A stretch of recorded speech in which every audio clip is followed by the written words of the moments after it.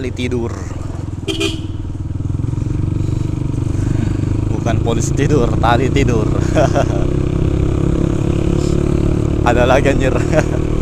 Di Indonesia ini kan sudah ada setidaknya ada 3 motor listrik. Tapi ketiga-tiganya ini kayaknya akan sulit berkembang deh. Bukan tidak bisa, tapi akan sulit sekali karena ada beberapa hambatan kan. Kalian tahu tidak motor listriknya itu apa-apa saja? Jadi ada PCX Hybrid dari Honda, terus ada VR, dan ada Gesits yang baru-baru kemarin di launching oleh Pak Presiden. Tapi sebelum kita mulai videonya, mungkin ada baiknya lah kalau kalian subscribe dulu channel ini supaya saya juga semakin termotivasi dan semakin banyak memberi video-video tentang otomotif khususnya roda 2 kepada kalian. Setuju? Sebagaimana yang kita tahu bahwa sekarang kan negara-negara maju seperti Jepang, Eropa itu sudah mulai pindah dari motor bensin ke motor elektrik. Ya karena alasan lingkungan lah. Dan ya lebih eco-friendly lah kalau pakai motor listrik, karena kita tahu kan tidak ada pembuangan berupa CO2. Dan ya Allah, mau kemana ini mobil? Fuck lah. Pokoknya kemajuan teknologi kendaraan roda 2 dan roda 4 berbasis elektrik hybrid ini sudah sangat pesat di luar. Tapi di Indonesia jangan dulu.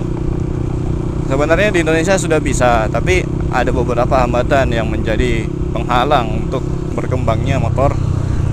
Jangankan untuk berkembang, mulai masuk saja mungkin mereka sudah pada ragu karena yang pertama regulasi. Nah, regulasi tentang motor listrik di Indonesia ini kan masih kurang jelas. Saya juga bingung masalah regulasi ini, jadi kalian jangan khawatir, kita sama-sama bingung. Regulasi yang kurang jelas ini membuat produsen otomotif berbasis hybrid alias listrik ini tentu saja akan berpikir panjang, karena bagaimana mau masuk regulasinya saja belum ada, ya kan?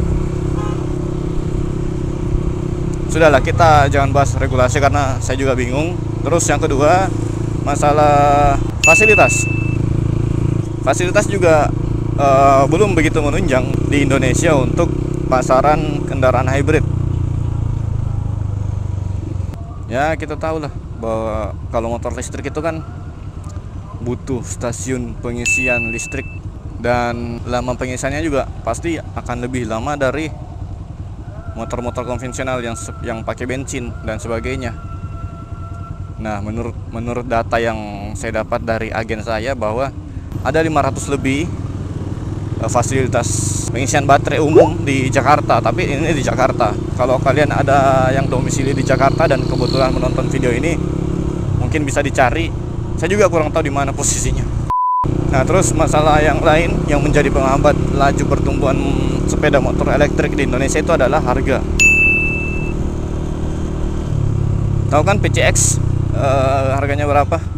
Masalah harga tentu saja akan sangat berubah karena baterai lithium ion itu harganya sangat mahal. Dan misalkan motor sekelas Honda PCX itu dia membutuhkan 2 baterai lithium ion. Pasti harganya sangat mahal. Kita misalkan lah satu baterai itu harganya 10 juta. Nah, PCX butuh 2, otomatis harganya sudah 20 juta. Baru baterainya, belum kelengkapan lain.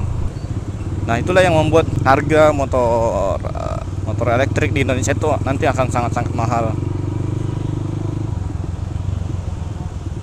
Tapi kalau kita lihat VR Q1 dan Gesits, kayaknya ini akan menjadi cikal bakal yang baik untuk motor listrik di Indonesia.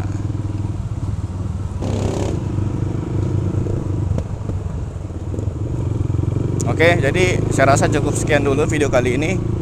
Kalau kalian suka videonya, jangan lupa subscribe channelnya. Aduh, bosan saya bilang begini Pak, seperti YouTuber lain. Tapi mau diapa?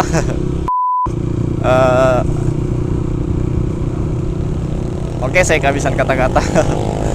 Akhir kata, Max Motovlog pamit. Dadah.